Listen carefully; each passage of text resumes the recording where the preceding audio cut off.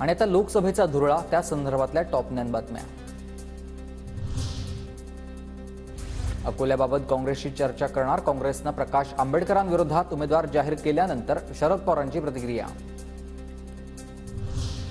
नाशिक धाराशिवची जागा अजित पवार गटाला मिळण्याची शक्यता, दोन्ही जागांबाबत शिंदे फडणवीस आणि अजित पवारांमध्ये अंतिम चर्चा, सूत्रांची माहिती। महायुतीकडून अद्याप 10 जागांवर उमेदवार जाहीर नाहीत, निवडणुकांच्या टप्प्यांनुसार महायुती उर्वरित उमेदवारांची घोषणा करणार, निवडणुकीचे टप्पे आणि तारखा पाहून उमेदवार घोषित करण्याचा निर्णय।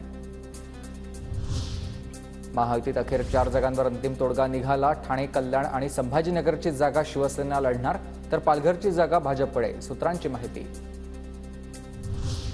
काही दिवसातच शिंदे गट अजित पवार गटाचं विसर्जन होईल, गरजेपुरतं जमवलेल्या गद्दारांना संपवायचं हे भाजपचं एकमेव मिशन, विनायक राऊतांचा हल्लाबोल। विद्यमान खासदार शिंदे गटाचे कृपाल तुमाने यांचा पत्ता कट केला, तिथे हेमंत गोडसेंना फेकून दिलं, बुलढाण्याला प्रताप जाधवना गच्छंती त्यांची उडाली, त्यामुळे गरजेपुरतं जमा केलं ह्या गद्दारांना।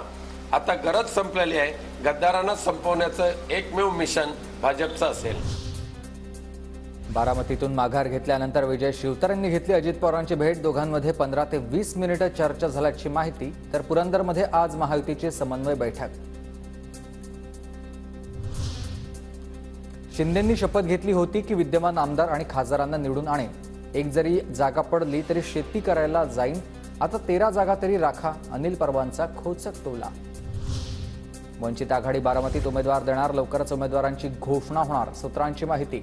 तर पुण्यात वंचितकडून वसंत मोरेंना उमेदवारी निश्चित झाली। वंचित चर्चा करत नाही म्हणून निवडणुका लढायच्या नाहीत का, राऊतांचा सवाल। तर आम्ही अजूनही वंचित सोबत चर्चेसाठी इच्छुक, राऊतांचं विधान। मला असं वाटतं की जागेचा जो प्रस्ताव आहे, जागांचा जो प्रस्ताव आहे तो आमच्याकडून त्यांना गेला, चर्चा आमच्याकडून अजिबात थांबलेली नाही, किंबहुना आम्ही आजही त्यांच्याशी संवाद साधण्याला इच्छुक आहोत।